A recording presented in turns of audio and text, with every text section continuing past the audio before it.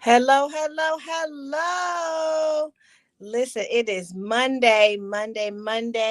We are back in the building. It is your girl, Saran, here with Unblocking Your Path to Wealth, going from chaos to calm with your finances.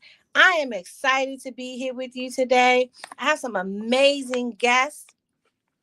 We're ready to get into a very lively discussion because how many of you are in relationships, you're married, you're trying to figure out this finance thing together? Well, today we have some guests that we're going to talk through how you can do that together. But before we get started, it's just not me here talking every week. Go ahead, put your questions in the comments, DM me, text me if you have questions. I'm here to answer them. Today, we're going to have some amazing guests as we talk to them, but I want to make sure you know this is not just about us talking. So here, we are here to talk about the mental, the spiritual, and the physical of money. How do we get our minds right and get our money right so that we can make it, keep it, and keep attracting it? So this week, as you know, every week I bring a manifestation to you or an affirmation that you can use throughout the week to shift your mindset. And as we go into these holiday season, tomorrow's Christmas Eve, and then we have Christmas and the New Year and all the holidays coming up. I would be remiss if I didn't say that so many of us may experience financial challenges. You may experience financial traumas during the holidays. You may even have seasonal sadness. So know that your friends here, we're here for you. Talk through it, get with someone. Don't spend the holidays alone. If you can help it, reach out, touch someone. So I have an affirmation for you this week. Actually, I got it from this cool book called Star Points. My good friend, Coach Star Babatune, wrote this book. And as I was reading it, in here, she said something in one of her points that she was making, but I love the affirmation that she wrote in here. So I wanted to share this one with you today. And the affirmation goes like this: I attract wealth and prosperity into my life, and I intend to live in unlimited abundance. I attract wealth and prosperity into my life, and I intend to live in unlimited abundance. This is an affirmation written by Star Babatune and Star Points, Coach Star. It's on page 6 in the back, in the middle of one of the stories she was telling. But it was so profound that I wanted to share it with you because as she's going through this book, she's, telling you to shift your mindset from saying, oh, I've always been poor, or I've been scared, I don't have any money, or I'm broke. And she said, why don't we just start saying to ourselves, I attract wealth and prosperity into my life, and I intend to live in unlimited abundance. So that's our affirmation for the week. I would put it in the chat, but I don't know where it is because I'm on my phone today. So I hope y'all caught that. Just go back and rewind it and then you'll hear it. So this week, I'm so excited to have the amazing Dr. Natasha Evans and Coach Ron Evans. They are the visionary founders of Heavenly Match Partners. They are a dedicated married couple and their ministers. They specialize in empowering couples to overcome the fear of drifting apart and rediscovering true connection with God and one another. But not just that, they are also finely tuned. They work together, they run a business, they are parents, co-parents, they're team players for one another, ride or die, and they are with us today. But I want to say something really cool before we get started, and that's about Dr. Natasha. So I'm just minding my business, scrolling my internet streets, and something pops up in my feed. And I said, is that my friend, Dr. Natasha, who received the United States Presidential Lifetime Achievement Award just this weekend? So that I'm like, that's exciting. And I get to interview you on Monday. So I was so excited to see that. I just want to be in your space. I'm going to rub some juice off so I can get some of that juju over here too. So I'm just excited. I want to congratulate you publicly. I want you to, get your flowers while we're here. But I wanted to mention that because I know that is a big deal, right? as a woman, as an African American woman, as a mom, as a married woman, as a business owner, as all the things that we do as someone in ministry, to be recognized from one of the highest offices in the United States is amazing. So I just wanted to say that, but go ahead. I want you to, bring your voice into the room however you feel comfortable, you and Coach Ron. Yes. Well, good evening, everyone. Yes. Thank you so much, sis. Oh my God, what a wonderful we're excited that we're here tonight with you. We're here with the family and friends, your followers and viewers. But we want to again thank you so much for the introduction. We're excited to be here to show our thoughts and share our thoughts about couples and finance. My husband and I, just like you said, we do it all together. Not only business but ministry work, and just to be transparent and real, right? Life work. Life work. So and we learned something too recently that someone always asks us, how do you do that life and work balance? They said, well, it's not the word balance, it's called life work harmony. So now that's the switch we're trying to tell people now. Instead of balance, it's a harmony. So we look forward to this amazing evening, and thank you again for inviting us. Yeah, absolutely. Mm-hmm. So happy to be here, so excited to be here, so we can chime in on the discussion. We're definitely just privileged to have the opportunity to be with the real Saran. Yeah. There is a fake Saran, right? But you're the real deal. The real deal. There's a fake Saran. And it's funny because I kept thinking when I went on Instagram, like, why isn't Saran Baker available? Like how is there more than one of me, right? Right. and it really is someone else named Saran Baker. And I was like, so I sent her a friend request, but she didn't respond.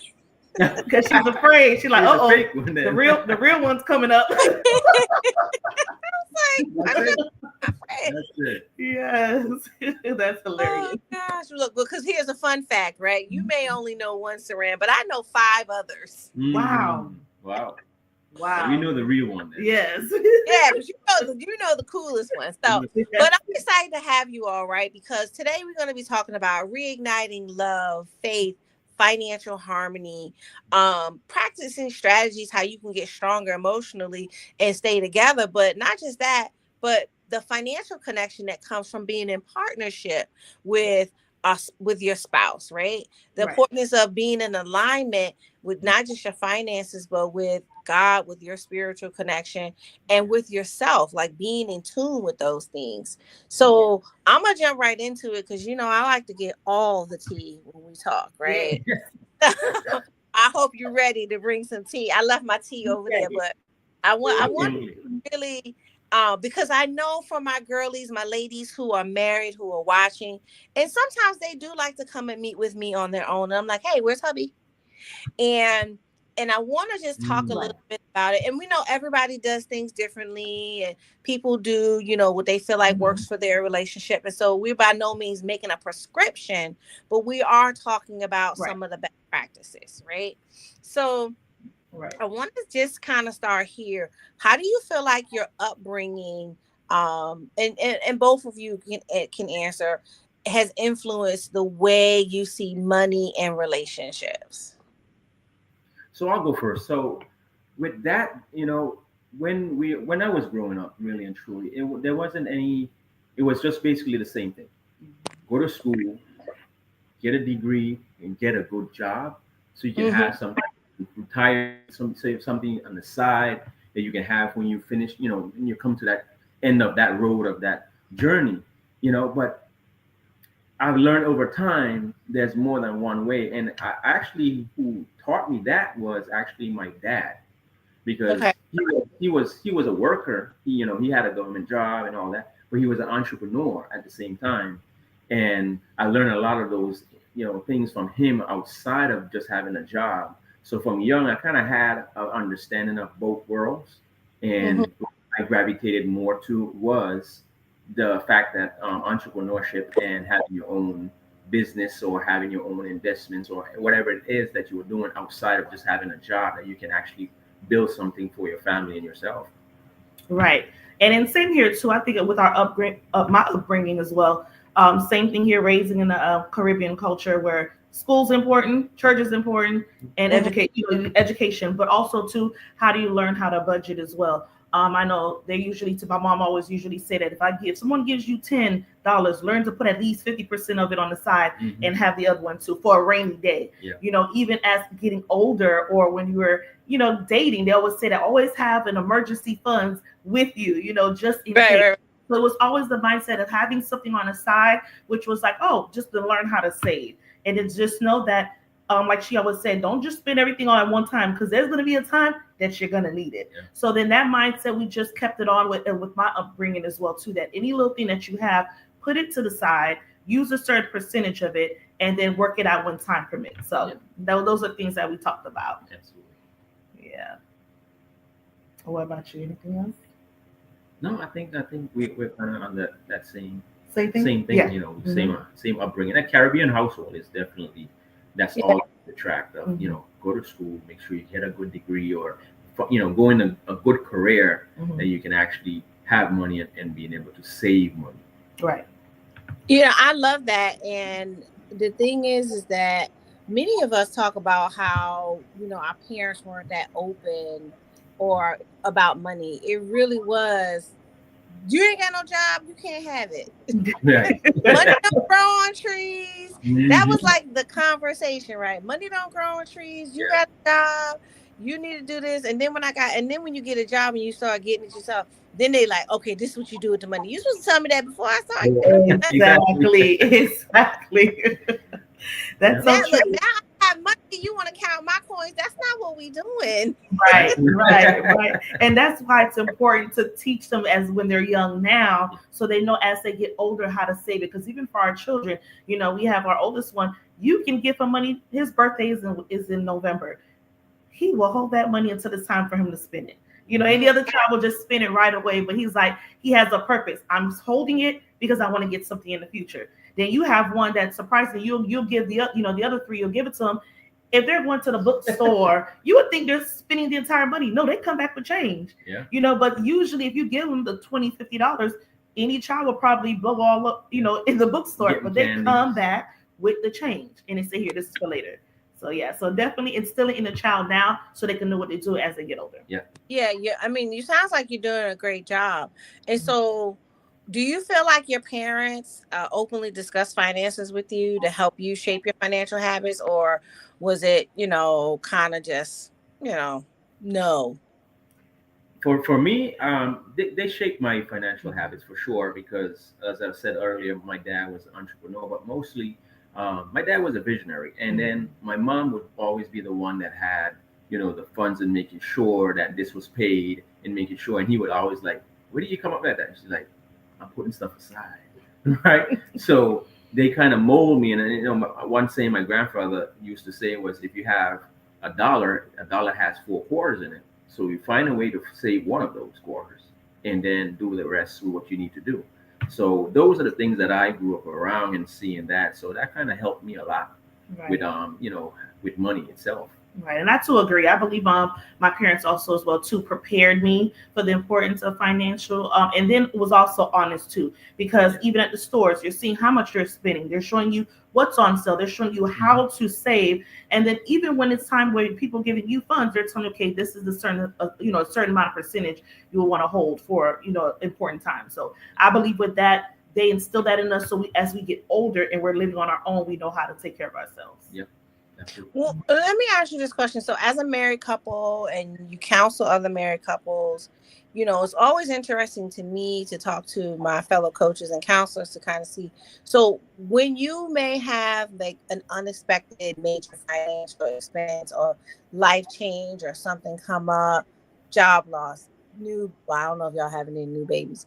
Nieces, different things that kind of, throw you for a loop, maybe some extra tuition, things like that. Like, what is it that you feel like you do to prepare for that?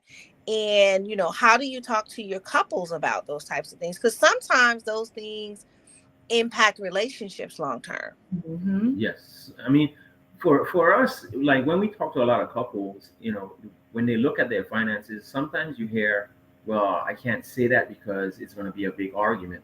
And being open and transparent with your finances is one of the things that you have to do, because money, creates some kind of vengeance or jealousy or anger, and all these different emotions happen when you don't communicate that. And we try to tell them you have to at least have some discussion before, like we would talk to married couples, but we also talk to couples who are engaged or who are just dating, right? Those are the discussions you have to bring on the table first. And if you don't bring it openly first, later on it's going to cause you more problems, and situations going to happen like you said, job losses, new baby, big financial decisions are going to come up. And if you're not open with those things, then you're going to cause an issue in your relationship which draws you apart. And a lot of people, we see that now, that in relationships is finances is causes a lot of breakups or divorces. Right. And then what's important too, as a couple, like we tell our couples, plan monthly, plan weekly, whatever best fits your household. We may have a couple that say, you know what, we plan for the month. Here's our expenses. Here's what we need to do. Or some may say we plan bi-weekly. And reason why, because we said input the entertainment, add in the bills, draft out everything you need to do, put a certain percentage that you may need. And it is one of those that pay yourself first. When you're getting paid as the business owner, we tell them apply it in the household too. But once you have that plan, there's no surprises. Now, say for example, we do have an incident that you may have job losses, but because you plan effectively in the beginning, when time comes, it's not more of a hurtful part of it because you planned before. So as long as you put everything on the table, I know we had an opportunity, we did an activity where think about everything that you plan out, that you use, it's your expenses, which is, give us the worksheet that you do for your budgeting. Ladies, me, how much is it to get your nails done? And I know we talk about it and I'm like, then he's like, what? You spent all that on getting your nails? I said, well, but we all have our expenses to maintain ourselves, and vice versa with the gentleman. But we tend to have a higher bill. But it's important that we know together. So now when there's something do happen, we'll know, okay, these are the expenses we need to use. These are the things we need to put aside. So it's an eye opener for every couple, because the guys don't know how much we spend on our hair and our nails, It costs a lot of money to maintain all this. Exactly. That's right. So I mean, yeah. How you think you got to the door? I had to put something. We had to put something together. Right. And now we got to keep it together. So there's a maintenance fee. Exactly. And it's the eye opener for the gentleman. Now they know, okay, now I understand why it takes you a few hours at the hair salon. Now I understand when you say, okay, I'm at the nail salon. So now they know, because you'll be surprised. Every husband, fiance, boyfriend, they're like, well, here I am spending $30, $40 on a haircut, and you guys dropping probably over 100 plus. It takes a lot. Yeah. And it's so now they have understanding based on the finances. Yeah. And I don't want to drop $100 or whatever it is, where depending on the service I'm getting. You better have me in there for at least an hour. I want you to take some loving care with me. Yes. I want to feel like I have my money's worth. And don't waste my time. Don't be late. Exactly. You want the whole experience. And don't double book. Don't double book. They need to focus time on me. Exactly. No, but and I love that you said that, because one of the things that I talk to my clients and my people about is budgets are dead. Mm-hmm. My thing is that budgeting is so painful, it's so stressful, and a lot of people may not agree. But the reason I say that the budget in itself is a no-go is you're gonna spend it, so make the plan to spend it. Yes. Because if you don't make a plan to spend it, it dissipates. Yes. And I say this probably every episode. Money is not real. Money is energy. Yes.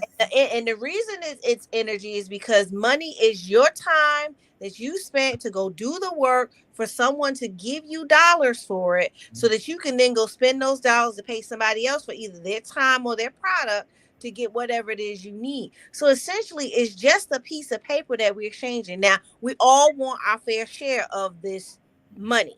We all want our fair share of the currency. We want to be able to exchange as much goods and services as we want without limitation, right? And that requires money. And so, but we have to get it out of the mindset that we're going to hold this money. You can't hold energy like you can't hold air. Right. And so, but you can direct it. Mm-hmm. You can tell it what to do. You can't give your money a job. If your money is coming to you and that money does not have a job, it is going to leave you. Right. That's it. Money does not like to be unemployed. That's Just it. like Just like a lot of good people don't like to be unemployed. Money don't like to be unemployed either. Yeah, come on now. And if you don't believe me, the next time you get a bonus, don't tell that bonus what to do. Ooh, that's it. That's it. And guess what happens? The money be gone. It disappears, right? That's right. So tell me a little bit about I like to get to know most of my guests. I always kind of ask this question in some version because we've gotten to a certain place. I mean I'm trying to be like Natasha and get that presidential lifetime achievement award, right? I'm on my way though. I'm coming. It's coming. Right time. But tell me about a time where maybe as a couple you faced a financial, or it can be individual, just depending. You faced a financial setback. What were the lessons you learned as you overcame it, right? And I say that with the assumption because we all overcame something. Yes. And I think that it's important for us to talk about what we've overcome so that people who may be going through something similar can see themselves and know, wait, I can overcome. Yeah. So yeah, I would say for us, right? But a time when I wasn't employed at one point, and we had a discussion, and it was like, okay, do what you need to do, right, to develop whatever you need to develop or work on what you need to work on, and I will take care of XYZ. So the support system has to be in place, right? Because anything can happen to anyone at any time. Yeah. Right. And a health issue can happen.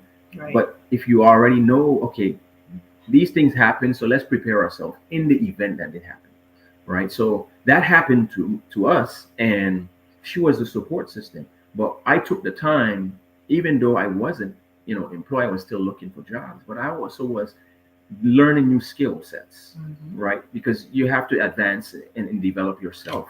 So because the markets change and careers change and all these things happen. So while that was happening, I was developing myself even more in different areas. So it allowed me to be connected with different people in different industries. I know, Saran, I don't think you know this part about me is I actually am a licensed life insurance agent. Oh, okay, good. No, I didn't know that.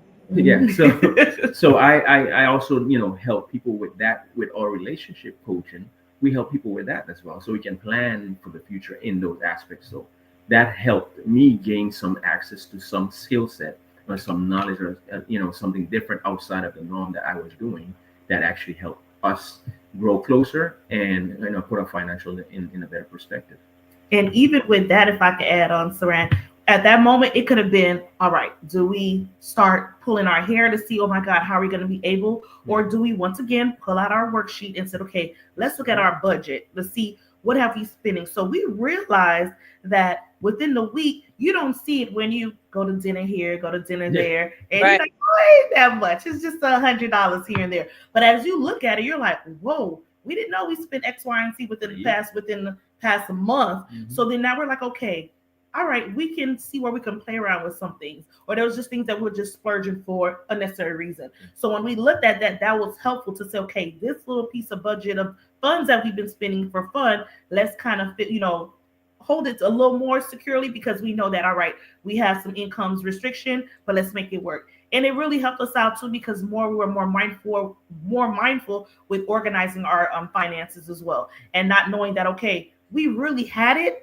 not knowing how much we spent within a week or two. So that was like an eye opener for us as well too. No, and I love that because the thing is that if we don't do those things, so even with my clients, I have them do an audit, and it's painful. Of course. Oh my God. And I say that and I laugh because I do it too, right? I just pulled my own, right? Yeah. And so it goes a little something like this. Go to your bank account, whatever your main account is where you do most of your expenses, and pull the Excel file. It'll probably be called CSV, but it's basically a version Excel. Just download it for the year, January 1 to today, whatever it is. Right? I did mine the other week. I just looked at it today. I did it through like November 28th. So we're going to see. So far, I'm in trouble. So far, I'm in trouble. But it really is a reset. It's a mind reframe, because if you look at it and it doesn't reflect who you say you want to be, or the life you said you want to live, then now you get a chance to adjust. And as the new year comes in, you get to reframe or rethink what it is that you're doing. I used to always talk about how I did this same exercise, and I figured out that I didn't want to keep paying for the lights at Chick-fil-A. Because I was a lot of time in the line, because I was rushing, I didn't have time, I was all these excuses, right? But when I started looking at the big number at the end of the year, I was like, oh, yeah, is that what I want to do? No. And so, like, even I just pulled mine, I looked, and one of my goals is to travel the world. So when I look and I see, oh, okay, well, I have X amount, I don't remember what the number was. I have this much that I spent on travel this year that I could track so far, right? Right. And then I look over here and I see, well, I spent this much on eating out. I'm just making up something. Right. Well, they don't go together, because I'd rather not spend all my money eating out. I'd rather redirect that to travel funds, and I'll eat out when I'm traveling. Right. And that doesn't mean beans and rice the rest of the year. It just means, am I going to redirect my money differently, or I'm going to cook healthy meals at home? Right. And, healthier meals at home. I don't know how healthy they are, because I'm definitely lasagna tonight. Yes. Well, no, tomorrow for Christmas, I'm making a huge pan. Oh, so ship ours over. I'm gonna ship mine down there. But just making sure that things are directed in the right way, right? And Ron, like you, I'm licensed life insurance, and so part of my big thing is building a legacy. Well, how much of my money am I putting into those vehicles to do the strategic things I say I want to do? And so I can look at each bucket that way and do it. There used to be a tool, they discontinued it, Microsoft Money, which was an app which will pull it in and do those spreadsheets, but they discontinued it. So now I got to do it manual. So I'm going to figure it out, but I got this other tool. But the thing is to really just kind of think about it and think about who you want to be. That's just like, I have people who say, there was a time where I was heavy into my spiritual knowledge and learning more about the different ways that people see God.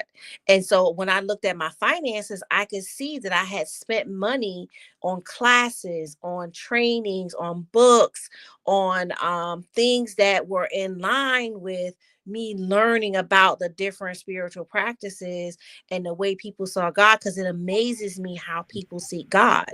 Right. And I really get like joy out of just being like, wow, that's how you see it. Thank you for sharing, because it gives me perspective, and it allows me to just feel closer, because now I know I have an understanding of, where someone else is coming from, or maybe someone who's Muslim, someone who's Sikh or Hindu or whatever. I can appreciate it and be able to revere it with respect, because I know something about it. Right. But the thing is I want to also, kind of bring it back a little bit as a couple. Mm-hmm.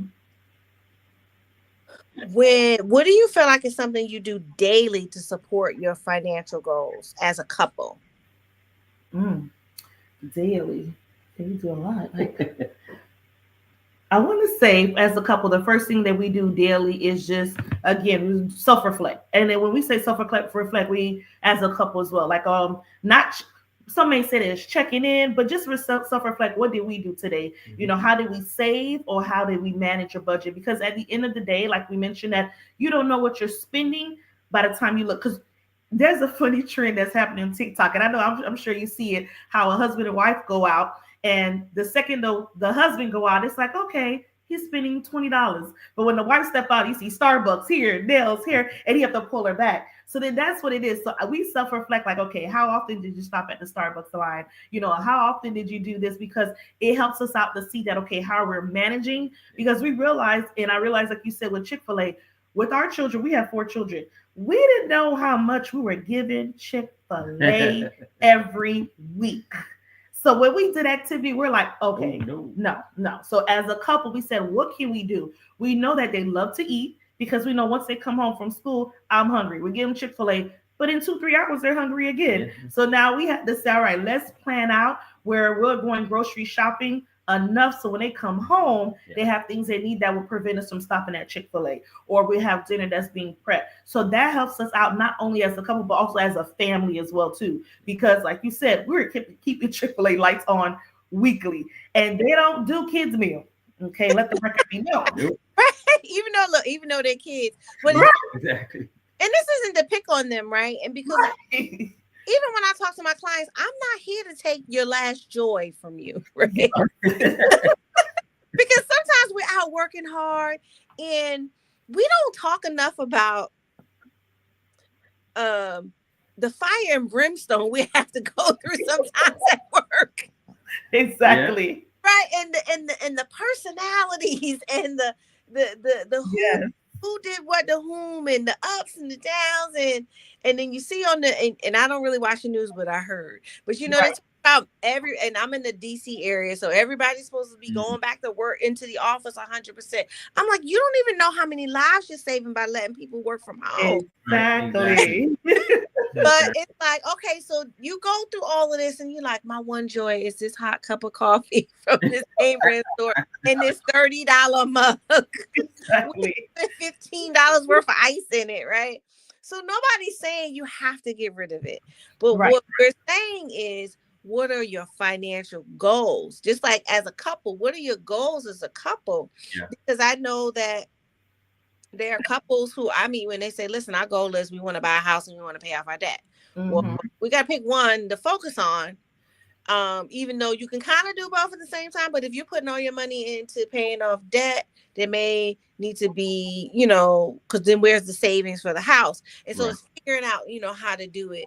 And I know my conversation with younger couples is before you create a whole household with 2 incomes worth of expenses, are living on one income for 1 year. That's it. Yeah. And taking the other income and investing it, saving it, making sure you have all the proper protections and doing things, because that 1 year, even if that one income is only $30,000 a year after tax, we'll say after tax, at the end of the year, you'll have $30,000. Absolutely. Absolutely. And nobody else will. And you'll be ahead of the game because the average American barely has $5,000 or $10,000 saved. Right. Yep. Right. And that's even for the average American, when they get paid twice a month, then we know, okay, if you have a certain amount of bill and you have 2 incomes coming in the household, same thing too. Use that one check to pay the bills that you have to do. And the other one, you put that aside. Again, take a little percentage that you may need, invest the others to see where you will want a bucket for saving for a household, a bucket for, rainy time, and an investment as well too. So those are the things that's very helpful with not only individuals, but also couples as well. So I agree with you. Yeah, no, I love that. So tell me what you feel like are the top 3 things that maybe as a couple that you believe about finance or you think about finance. Top 3 things. Top 3 things about finance for couples. I would say number 1 would be viewing how your expenses are, where you are with your money. Because if you don't know, like you said earlier, if you don't know where your money is going to find a way to go somewhere. Right. So you have to find that out first. But I always say you have to find a way where you can invest as much as you can. Keep your expenses as low as possible and invest as much as possible, because over time, it's just time is all against you. Right. And a lot of people are in a hurry to get rich or, to gain access to money really fast. Right. But it takes time, and compound interest is your best friend. Yes. Right? So the earlier you could start, the better for you. Now, if you're older, yes, you might not have a lot of time like but if you can put a little more, you may have a better chance of, gaining back some of that you have lost over time. And I would say those are the things that are really what couples should look at, and what we try to, really tell other couples, keep your expenses as low as possible, but invest as much as you can and find the right vehicles for you, because not every vehicle is for everyone. Right? Because some people might like real estate, some people might like stocks, right? And not everybody's going to like the same thing, but find what works for you in your relationship, in your household, and that's going to be the best vehicle that can carry you to where you want to go. And some may say too that, well, how do you do it, Saran? How do you do it, Natasha and Ron? Yeah. Another thing is read a book.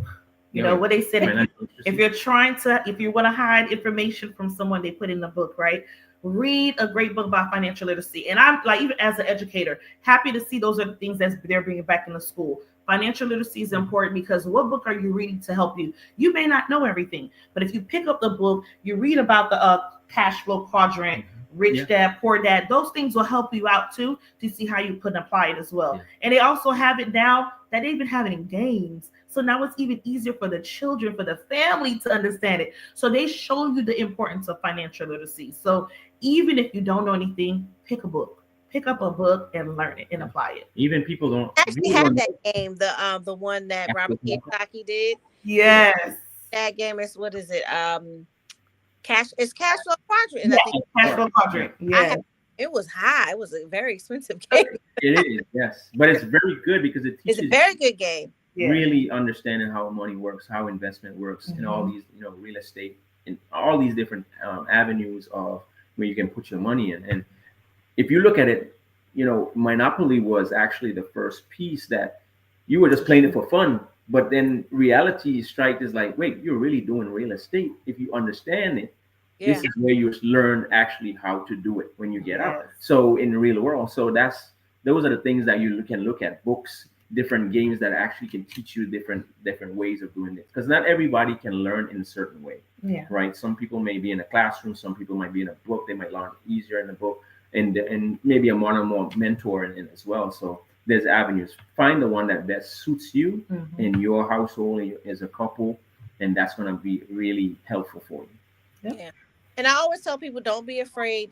You don't have to go alone. That's why you have financial coaches, financial advisors, financial planners, and all the people who have gotten licenses and all the licenses. That's our job, to hold your hand and be a guide. And I think the big thing too is we sometimes think that we're going to read the one book or take the one class. It's a lifetime of learning. Absolutely. And I always talk to people and help them overcome. Just because you're not good at math does not mean you can't be good at money. That's it. And you have to, because you really have to start thinking about what it is you want to do and how you want to get there. Because if you don't have a goal, if your why is strong enough, how won't matter. That's it. That's it. So we got to get to, what it is we can do. That's just like the mom who can lift a car off of her baby, or even, we hear the story of the struggling single parent. It doesn't have to be a mom per se, but dads are single parents too. They're trying to figure it out, but they know how to make $1 out of 15 cents. Absolutely. But I'm not saying it's easy, but you find a way when there's a why. Yeah. So, I want to make sure that our guests have a way to connect with you. I did put your Instagram on my post when I made it. It's Heavenly Matched Partners. I got it. It's Match Partners. Look, that was a quiz for me. I was quizzing myself. I was like, wait, Heavenly Match. And I also tagged your personal Instagram. I couldn't remember yours, Ron. So just send me a message. Yeah. But I want to make sure, tell the audience how they can connect with you. If you have any events coming up, let them know where you are, because you're in North Carolina, right? No, we're in Florida. You're in North Carolina. Right. Everyone, I don't know why someone else said the same thing too, but no, we're in Florida. So listen, the sunny city state of Florida. Of course, if anyone want to connect with us, it is at Heavenly Match Partners. We do have that's on Instagram. Ron's personal one is Ron's Heart to Heart. And then my personal one is Dr. Natasha Leads. And we do have an event that's coming up. But we'll provide information on Heavenly Match Partners. So they follow, they get all the details, they get all the updates and everything. And then we do have a link that's on our Instagram, where we give them free resources as well. So definitely follow us at Heavenly Match Partners. Well, we have something exciting coming up in the month of February and again March, so stay tuned for that. And be sure to DM them and say you met them on Coach Saran's show, Yes. so that they know where you came from. Yes. I want them. I like to connect. I'm a connector of people. Now, where in Florida are you? Actually, Davie, Florida. So it's really right next door to Fort Lauderdale. Oh, okay. Oh, So you you put in the zip code. South. Yeah, Yeah, so we south. south side. So you South. put in the zip code, it'll say Davie, it'll say Fort Lauderdale. So the easy to remember is Fort Lauderdale. So Oh we my goodness. So, well, Yeah. I really enjoyed you. If there is there anything you want to leave us with, any financial couples tip, any, tip for couples just staying together. It's the holiday season. Hopefully nobody's, leaving during the holidays, but anything that they can use to help them. And well, so first thing I would say is, and it goes back to a sermon that I'm preparing for, right? Sometimes we think that we'll have to spend so much money to ensure to make our partner happy. But as long as we know the love language of our partners, the love language, that is more important. So there's a story where I just quickly want to share how there's a young lady that always, visit her elder neighbors. And each time it was Christmas, she always left him a Christmas bag at his doorstep. And she did it faithfully for about 3-4 years, but she never got a chance to see how he looked. So one day while she was fixing that same Christmas bag for another year, something hit her and stirred her in her heart to say, instead of dropping that Christmas bag, knock on the door. So this time she took an opportunity to knock on the door. The elder neighbor was shocked, but he let her in. And she realized that as she sat down with him in the living room, that emptiness that was once in his eyes kind of went away. So then it was a reminder to her to saying that I'm spending money thinking this was going to bring happiness, but all it was just bringing time, in his presence. So that's important as a couple too. As long as you guys have time with each other, honeymoon is every day, not only when you first get married, but a simple walk on the beach. We did that too one time where we're always on the go. Yeah, many times, right? We're always on the go, always doing ministry work, always doing business, and of course, raising 4 children. And one evening, we're like, let's go take a walk on the beach. It was like 7:00 at night. And do you know when you're walking on the beach, this is right on Fort Lauderdale Beach, for those who know, the world seemed quiet and at peace while you're on the beach near the water. But when you're closer to the sidewalk, you hear the chaos, the noise, the honking. So it was just that time, that presence. So we leave with our couples to say, hey, it's just presence, being there for each other and just spending that time with each other too. And just have that effective communication will go a long way. And another thing I forgot to say, if they DM us and they say they found us or heard us on your podcast, we may just give them a little gift. And then our workshop. We may say give them a little discount, I'm going to the DMs too. Couple. Let's go to the DMs. Right. We may do that, but definitely would like to say thank you, for bringing us on your platform and just reaching out to your followers. So I don't know if you want to add on to for the couples as well. Yeah, so you said a whole lot for the couples and how to keep it. I just want to say one thing. Dig your well before you're thirsty. Right? Yeah. You hear that in marketing and things like that, but it's in life and your finances. You prepare yourself in the event of an emergency, in the event of things changing, whatever it may be, because things happen and it will happen. It's just when it will happen. So dig that well first, so when you're thirsty, you have no worries after that. Oh, wow. Love that. I love that. But now I'm not gonna physically dig no wells because I got my nails done and my right. But I love it. So I look forward to seeing you all. We're connected. We talk all the time offline and in different spaces and places. But I love the message. I love you all. I'm so happy to be in your physical presence about 2 weeks ago. And so I look forward to getting back with you. And I'm going to check back in. Maybe we can get back together in the summertime and we can have another more robust conversation. But I really just wanted to introduce you to my platform, let the people get to know you, because it's so important that we get our relationships right, our finances right, our spiritual connection right, and just enjoy life. That's it. That's what we were created for, to enjoy life. Correct. Yes. All right, well, I'm gonna close this out. Hang back for 1 second. Okay. See if I know what to do this. All right, that has been another empowering episode of Going from Chaos to Calm with your finances. We had two amazing guests, Dr. Natasha and Coach Ron.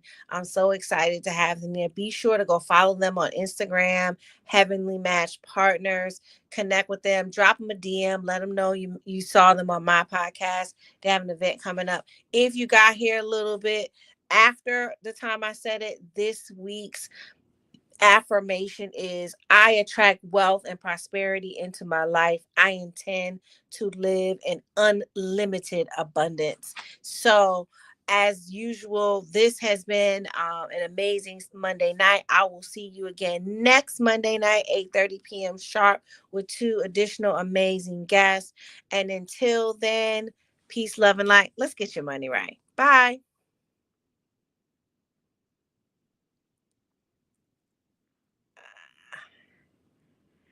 That would have worked if I knew how to end the live on this phone.